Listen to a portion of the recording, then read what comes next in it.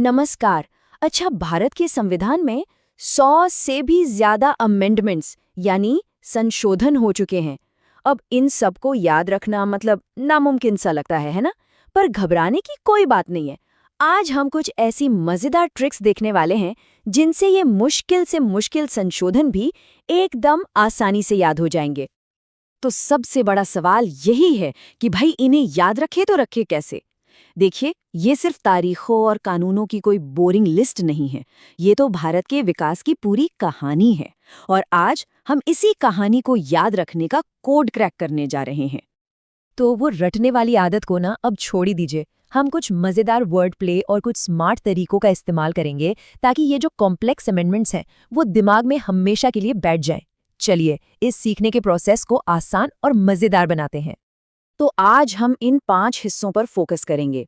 सबसे पहले संशोधनों को याद रखने की कुछ ट्रिक्स देखेंगे, फिर शुरुआती दौर के जो बड़े बदलाव हुए, राज्यों का गठन कैसे हुआ, अधिकार, कर्तव्य और भाषा पर क्या असर पड़ा, और आखिर में हाल के कुछ जरूरी संशोधनों को समझेंगे। तो चलिए शुरू करते हैं। सबसे पहले बात करते हैं उन शुरुआती अमेंडमेंट्स की जिन्होंने संविधान लागू होने के ठीक बाद देश की नींव रखी थी। पहला अमेंडमेंट, इसको याद रखना तो बहुत ही आसान है। पहला मतलब किसी नई चीज की शुरुआत, है ना? और इस संशोधन ने 9वीं यानी नवी अनुसूची को जोड़ा था। तो बस नया से नवी याद रखना है। पहले संशोधन ने एक नई अनुसूची जोड़ी। कितना सिंपल है। अच्छा, अब आते हैं 7वें संशोधन पर। 7 सुनने में 7 जैसा लगता है ना? ये अमेंडमेंट जुड़ा था राज्यों के भाषाई पुनर्गठन से, मतलब ताकि एक जैसी भाषा बोलने वाले लोग साथ रह सकें।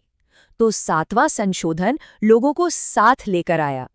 चलिए, अब हम उन अमेंडमेंट्स पर आते हैं जिन्होंने भारत के राज्यों की सीमाओं को एक नया आकार दिया। ये सच में आधुनिक भारत का नक्शा बनाने जैसा था। अब 10वें संशोधन के लिए एक बड़ी मजेदार ट्रिक है। ये जुड़ा है दादरा और नगर हवेली से। अब हवेली शब्द पर गौर कीजिए। पुराने जमाने में हवेली में काम करने वालों को दास कहते थे। और दास सुनने में कैसा लगता है? बिल्कुल 10 जैसा। तो हवेली से बना दास और दास से बना 10 हो गया ना 10वां संशोधन याद। चलिए, अब 36वें संशोधन को देखते हैं जिससे सिक्किम भारत का हिस्सा बना। इसकी ट्रिक भी कमाल की है। सोचिए, अगर कोई क्षति पहुंचाए तो भरपाई में क्या मांगा जाएगा? सिक्के। तो क्षति से बना 36 यानी 36 और सिक्कों से बना सिक्किम। है ना मजेदार? चलिए, अब आगे बढ़ते हैं और उन अमेंडमेंट्स पर फोकस करते हैं जिन्होंने एक भारतीय नागरिक होने का मतलब तय किया। मतलब हमारे अधिकार, हमारे कर्तव्य और हमारी भाषाएं। 42वां संशोधन, अरे ये तो इतना बड़ा था कि इसे मिनी संविधान भी कहा जाता है। इसने मौलिक कर्तव्यों यानी फंडामेंटल ड्यूटीज को जोड़ा था। अब इसे याद रखने की ट्रिक क्या है? 42 में बैल शब्द छिपा है। पुराने जमाने में लोग बैलगाड़ी से चलते थे और आज कार से। कर्तव्य का कर हमें कार की याद दिलाता है। तो बैल से कार मतलब 42 से कर्तव्य। अब बात करते हैं 44वें संशोधन की। 4-4। जरा इसको जल्दी जल्दी बोलकर देखिए। चोर चोर जैसा साउंड करता है ना? ये अमेंडमेंट जुड़ा है संपत्ति के अधिकार से, जिसे फंडामेंटल राइट से हटाकर एक लीगल राइट बना दिया गया। तो मतलब अगर कोई चोर संपत्ति चुराता है तो वो अब एक कानूनी मामला है। सिंपल, चोर चोर 4-4। अच्छा, हमारा संविधान कैसे इवॉल्व होता है, इसका एक बेहतरीन उदाहरण है हमारी ऑफिशियल लैंग्वेजेस। शुरुआत में 8वीं अनुसूची में सिर्फ 14 भाषाएं थीं।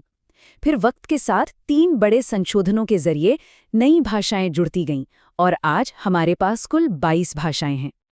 तो सवाल ये है कि इन भाषा वाले संशोधनों को याद कैसे रखा जाए? 21वें के लिए सोचिए, एक ईश्वर यानी 21 की कृपा से सिद्धि मिलती है और सिद्धि से याद आती है सिंधी भाषा। 71वें के लिए बस एक छोटा सा शब्द याद रखिए, नमक। न से नेपाली, म से मणिपुरी और क से कोंकणी। और 92वें संशोधन के लिए बस मैथ्स का बोर्ड मास रूल याद कर लीजिए। बो से बोडो, डो से डोगरी, मा से मैथिली और स से संथाली। ठीक है, अब जरा आज के दौर में आते हैं और कुछ हाल के संशोधनों पर नजर डालते हैं जिनका हमारी जिंदगी पर सीधा असर पड़ता है। 61वां संशोधन, ये तो काफी मशहूर है। इसने वोटिंग की उम्र 21 से घटाकर 18 साल कर दी थी। इसकी ट्रिक तो इसके नंबर में ही छिपी है। 61 के अंकों को पलटकर देखिए, क्या बनता है? 18, 6118। तो 61वां संशोधन मतलब 18 साल में मतदान का अधिकार। हाल का एक और बड़ा बदलाव 101वां संशोधन, जिसने जीएसटी लागू किया। इसको याद रखना तो बहुत आसान है। हम किसी भी शुभ काम में 101 रुपए का शगुन देते हैं ना, बस वैसे ही जीएसटी को देश की इकोनॉमी के लिए एक शुभ कदम माना गया। तो 101 मतलब जीएसटी। और हमारा आज का आखिरी उदाहरण है 130वां संशोधन। ये ईडब्ल्यूएस यानी आर्थिक रूप से कमजोर वर्गों को 10% आरक्षण देता है। इसकी ट्रिक 103 को बोलकर देखिए। 103 ये सुनने में एक शक्ति जैसा लगता है, और ये संशोधन जरूरतमंदों को आर्थिक शक्ति ही तो देता है। तो 103 एक शक्ति। तो इन सब से एक बात तो साफ है कि हमारा संविधान पत्थर की लकीर नहीं है। ये एक लिविंग डॉक्यूमेंट है जो भारत के साथ साथ बदलता है, बढ़ता है और इवॉल्व होता है। ये अमेंडमेंट्स सिर्फ कानून नहीं हैं, बल्कि ये हमारे देश की यात्रा के माइलस्टोन्स हैं। और ये यात्रा आज भी जारी है। अब तक हमारे संविधान में 104 बार संशोधन किया जा चुका है। ये दिखाता है कि हमारा संविधान वक्त और समाज की ज़रूरतों के हिसाब से खुद को कैसे ढालता रहता है।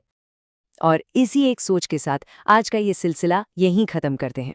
पर एक सवाल ज़रूर मन में आता है, जैसे जैसे भारत आगे बढ़ रहा है, संविधान में अगला बड़ा बदलाव क्या होना चाहिए जो आने वाले कल की ज़रूरतों को पूरा कर सके?